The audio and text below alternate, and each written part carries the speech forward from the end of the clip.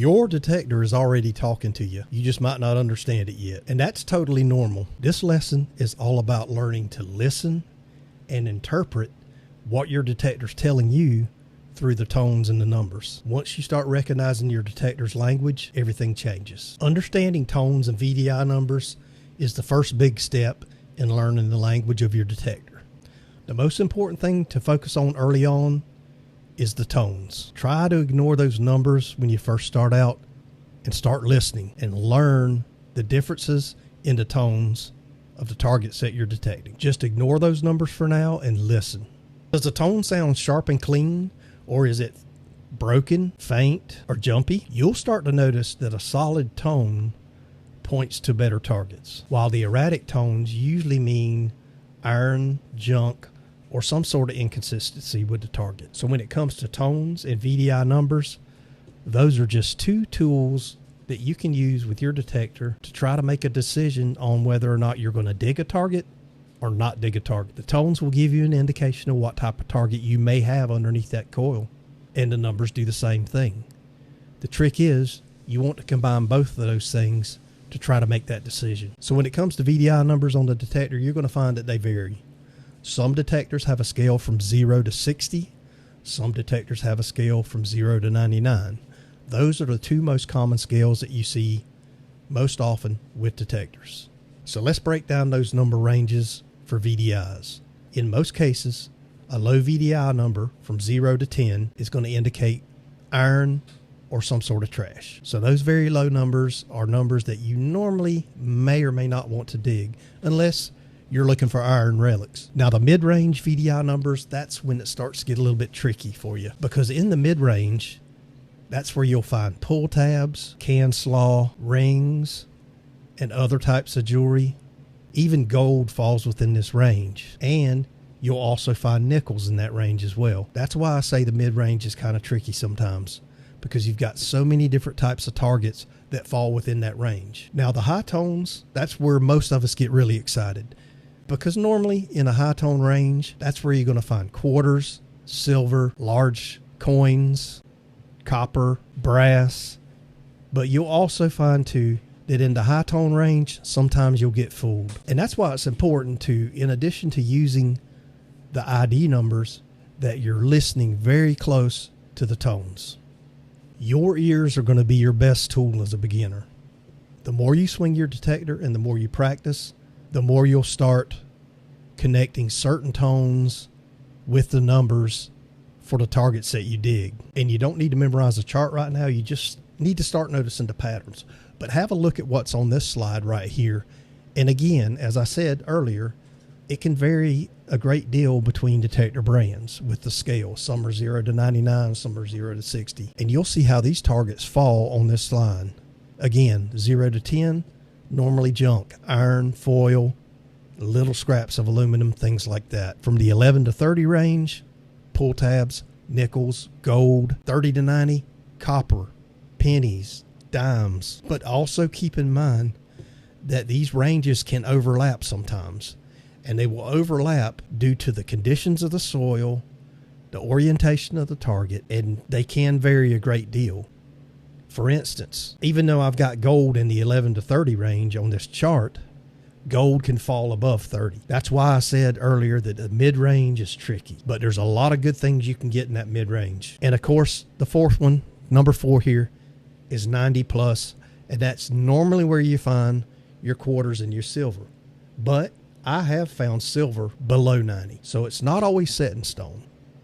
So the VDI numbers aren't universal, and patterns change. Just be flexible while you're out there learning your detector. And the thing is, the more you're out there hunting with your detector, you're listening to the tones, you're looking at the numbers, you're digging the targets, you're finding out what those targets are, it starts to train your brain and you start recognizing things. But it does take time. So again, a high tone with a VDI of 90 plus, hey, it could be silver.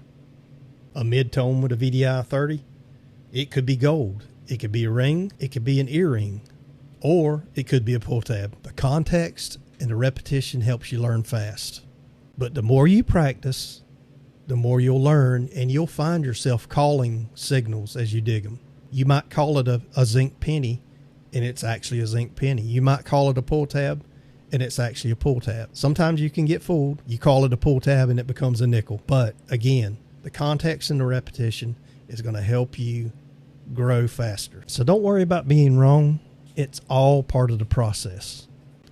Dig the good signals and dig the bad ones, because it's all about collecting that data up here in your brain. If you dig a bottle cap, good. If you dig a pull tab, good. Foil, good.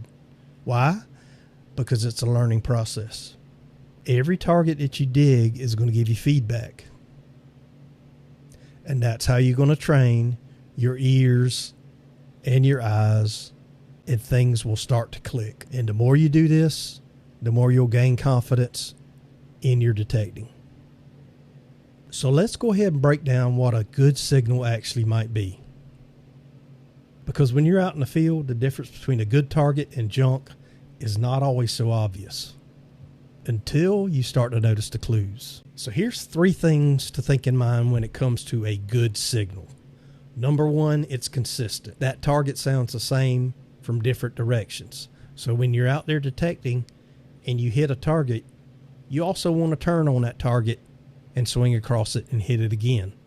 If it's a consistent signal both ways, then it may be a good target. The second thing is the target repeatable? In other words, every time you swing over the target, it comes back, no matter which direction you're swinging. And the third thing is the tone stable? It's not jumping everywhere, and your VDI numbers are also not jumping all over the place. So if it's there 1 second and it's gone the next, chances are it might be junk. So always move around a target and sweep it from multiple angles. If it disappears one way and it's good the other way, there's a good chance that that might not be a good target, or there's iron interfering with the target, or some other junk. If the tone changes drastically or it disappears when you move from one side or the other, then you might be getting skunked. If it stays solid from all sides, dig it. Is that a guarantee? No. But those 3 things together are going to help you make that decision. And chances are, when all 3 of those are present, it's probably going to be a good target. So don't rely on the numbers alone, because the numbers can lie to you. Sometimes the junk, shallow aluminum, and things like that can give you a high tone just like a coin. So make sure that you try to focus on the sound and the behavior as you swing across the target, and not just the number that's flashing on the screen. The only way to truly learn is to dig the target. Dig the good ones and dig a few sketchy targets too. And then make sure you're taking mental notes every time. And this is the part where everything clicks. You hear a sound, you dig it up, and you connect that sound with the target. And that is real world experience, and that's where it starts to build fast. And just to wrap things up, if a signal makes you hesitate, dig it. Again, this is all a learning process. Every beep is a teacher. The more you listen and dig, the faster you'll learn what to trust. So when we move into the next lesson, I'm going to be talking about settings. And it's just going to be those settings that matter in the beginning that can help you get those wins.